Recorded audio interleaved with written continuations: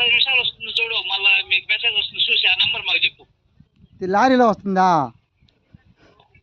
OTP number నీ సెల్లుకే వస్తుంది. Vote నాది లేదే. అయ్యో సుబ్రహ్మణ్యం, చెప్పు.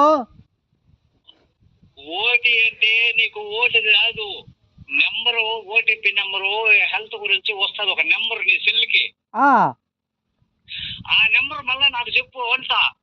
నేను వైసీపీకి వేసా ఓటు. నీకు అర్థం కాలేదు, ఓటు కాదు. ఓటు వేసేసాను. నాకు ఓటు ఉంది. వైసీపీకి రాజశేఖర రెడ్డి కూడా ఆయనకి వేసే ఓటు నాది.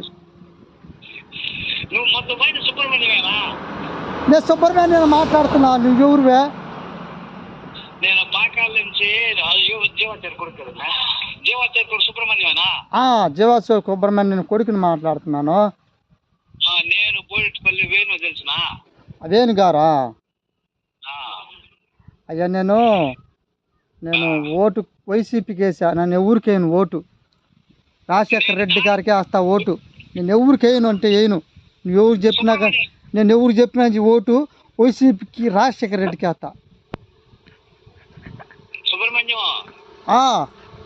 నేను చెప్పేది బాగా వినపడుస్తా ఉందా? నాకు వినిపిస్తానే ఉంది. నేను చెప్పేది ఓట్ల ఎలక్షన్ గురించి కాదు. దేని గురించా? నీ మొబైల్ కి ఓటీపీ నెంబర్ వస్తుంది సెల్లుకి. నా నంబర్ ఇదే కదా, ఇంకే నెంబర్ వచ్చిద్దే? ఈ నెంబర్ కి వేరే ఓటీపీ నెంబరు హెల్త్ గురించి వస్తుంది, ఒక నెంబర్ వస్తుంది నీకు. అది ఓటీపీ. నేను ఓటు వేయలేనయ్యా. నేను ఎవరికేను వైసీపీ రాజశేఖర రెడ్డికే తప్ప వేస్తా ఓటు. ఎవరికేను.